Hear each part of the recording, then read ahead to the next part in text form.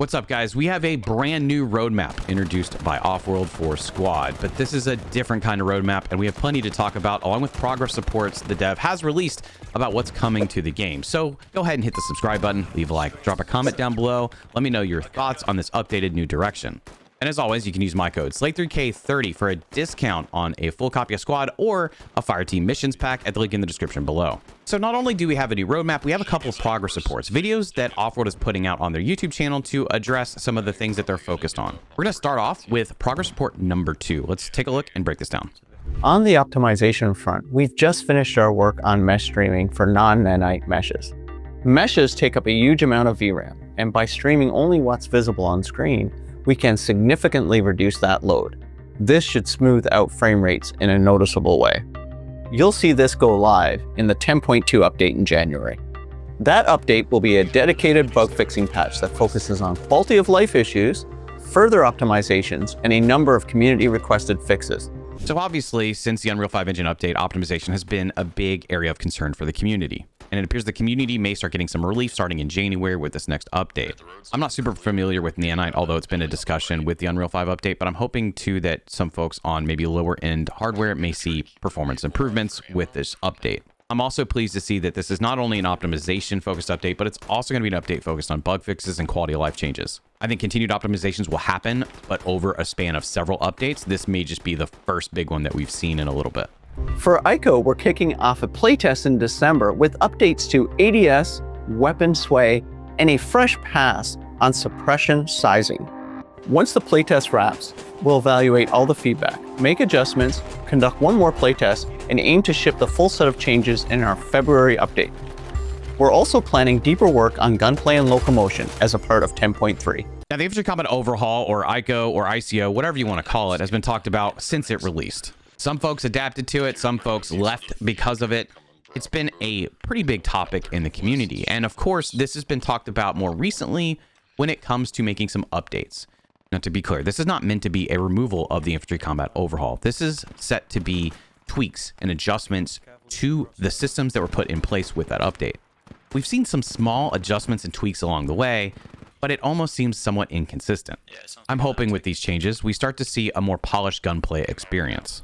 And I think an indicator of that is whether you feel like you're fighting mechanics that were put in place to alter the gunplay, or if you feel like you're actually fighting an opponent on the battlefield. But something else important to note is that they do want to do play testing of this, which is so very critical because I know in previous changes, that wasn't always done to the fullest extent. Vehicles continue to be a major priority for us, and the community development team picked this up early and moved fast. In 10.0, we improved braking. For 10.1, we've reduced how easily vehicles slip and improved traversal for tracked vehicles so they don't get stuck on rocks, debris, other vehicles, and the infamous stump.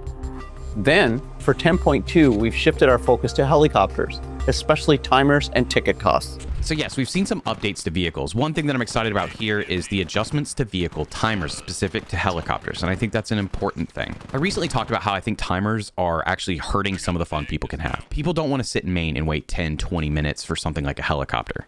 Now, I understand that some of that is their way of balancing certain battle groups or making battle groups feel unique. But I also think it reduces options for teams. It reduces creativity that the teams can use to actually play that round. So I'd love to see some tweaks to how timers work generally, but I think helicopters could be a good start, especially for those pilots out there, because there's not enough of you guys. We're already deep into bug fixing on 10.2. Here are some of the highlights so far. Depth of field is now consistent across all hardware setups, and we resolve weapon slot inconsistencies across several vehicles like the TAP-V and BMP variants. For example, slot 1 will always be AP rounds, and slot 4 will always be smoke launchers. We've also made meaningful progress on pip scopes. It's still ongoing work, but the early results are strong. The team has identified promising new technical approaches that should help us get much more stable performance across all setups. And good news for players with ultra-wide monitors. We fixed the blurry iron sights, so that fix is also releasing in 10.2. One last thing. In November, we began a long-term project to completely redo our UI backend. This is only possible through Unreal Engine 5. This is a full rewrite that will improve performance and give us far more flexibility to make the game easier to navigate and understand. We're targeting mid-2026 for implementation, and we expect to begin player testing toward the end of spring that year. I think what appeals to me about this progress report and some of the updates being made is that it's not all these massive changes. It's little things that irritate players over a period of time that just continue to be there nagging at you whenever you do something. While there's always going to be some significant issue that frustrates players, there's a lot of little things that don't get addressed because they just don't seem like a priority, or they haven't been until more recently. And we have new players that may be interested in trying Squad, and they continue to run into all these little things. They start to add up into a bigger problem, and I think it's nice to see some of these things being addressed. Now, I'm not sure how the UI updates are going to affect the player base more generally, but I am curious, and I might poke around to see if I can get more information on that as it becomes more of a thing and closer to release. That pretty much concludes progress report number 2. Let's take a look at progress report number 3, which introduces the new roadmap. It starts off with a little bit of a recap, so I'm going to trim it up so you get more of what to expect moving forward. This was also a year of learning for us as a team, and with that came a major adjustment in how we build Squad moving forward. We restructured the team so that we would be collaborating a lot more with the community to ensure we deliver on goals from a quality of life, feature, and optimization perspective. This team initiative is the central pillar around our newly created community development team, and they are already hard at work delivering on that mandate. What's coming in 2026? Well, a whole lot of community-focused initiatives, and of course, some new content and features. We'll share more on the larger initiatives in the new year. I promise there's some big news coming. However, today we're happy to share our first ever community development roadmap. This will be shared across our social networks, so you can take a look and let us know your thoughts. This roadmap covers the first 3 months of 2026, and the team is hard at work fleshing out the remainder of the year. So I thought it was important to talk a little bit about the community development team. This is a team specifically focused on the feedback that the community gives, starting with the survey that was done just recently this fall, where they got over 5,000 or so responses, which is largely guiding what they're focused on in terms of improving for the game itself. And now we're seeing an additional roadmap from the Squad development team. This is not a roadmap that is meant to replace the roadmap we've seen earlier this fall. I could be wrong, but my understanding is that these may work kind of side by side to some extent.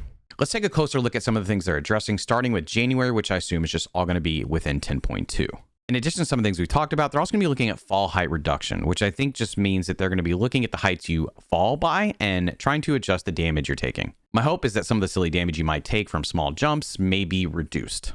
Now, if we start looking ahead to what they expect in February, this is where you may start to see some of the infantry combat overhaul adjustments that many of you have asked for. ADS timing is something that I've talked about, still feeling slow and like I'm fighting a mechanic. Sway and recoil pattern are things that are largely discussed as issues in the game, so it's nice to see all three of these things being looked at more closely. I'm interested to see what sort of changes we might see with suppression, especially with larger weaponry or vehicles. Now, if you go down to locomotion, which is going to be referring to character movement, we see a focus on stamina, which I think is going to be largely accepted by the community, and MG leaning. Then we see new ways to play down at the bottom, and the first thing is faction restrictions, something that I've talked about in recent videos, suggesting that we get rid of some of the restrictions that we have, like biome restrictions and alliance restrictions, just to open up opportunities for more diversity in play, maybe make it server owner specific so they can curate the experience that they may want on their specific server. I'm not exactly sure what community layers for select maps and modes refers to, but if they are bringing on new layers as options, that'd be widely accepted. Next, we have March. This would be something like update 10.4, I guess. And it looks like gunplay adjustments are going to continue, starting off with recoil tuning, something that I think folks will be happy to see.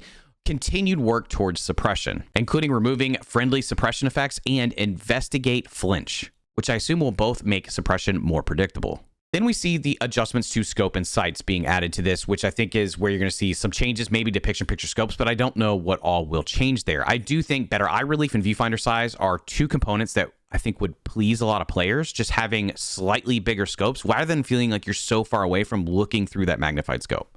Then it looks like we're going to see layer additions and updates. This is big because this isn't necessarily new content, but it should add diversity in terms of the maps that we already have, which is a critical component of what we need to keep players interested. Now, forward operating base quality of life changes, I'm really curious to see what this is, especially when it references no radio, protected and unprotected. I'm kind of curious to see what their goal is here, other than just playing with some of the mechanics in the game and seeing maybe what it presents in terms of gameplay, which I imagine will be pretty heavily tested. And finally, there's the mentorship in-game ID under new user experience, which again, not entirely sure what the plan is here, unless this is something that's added in the career screen or gives you the opportunity to at least suggest that you're a mentor or someone willing to help new players. With all that said, I think this is an important step for Offworld to make. And I've been talking about some of the communication that they've had, not only with me more directly, but the community itself. And I think a lot of the player base should be very happy and pleased to see this sort of organization. It's not a flashy, here's all the new stuff coming to the game kind of roadmap. This is about fixes and improving the gameplay experience, something that many of you have requested, asked for, and hoped would eventually happen. Now, while things could change, I'm pleased to see actual launch windows for these updates, along with what specific things they're focused on trying to work on. I think the reception of this will be welcomed, and keep in mind that I feel like this is a separate timeline of things to come, a separate roadmap from some of the stuff we've already seen. So I think intertwined with some of this, we may start to see some content updates, but obviously it's a little bit TBD as to how the content will be rolled out. But at least we have some of the fixes and things like that the community's been asking for planned out. With all of this said, big step in the right direction. Happy to see some of these things being written down and planned out, and I'm really looking forward to seeing what Offworld will deliver for Squad and the community itself. So down below, let me know what you're most excited to see implemented into the game via these updates. Of course, hit the subscribe button, leave a like on the video, and I look forward to seeing you guys on the next one. Take care. There we go. Oh, there we go. Hey, nice one, GG. Nice.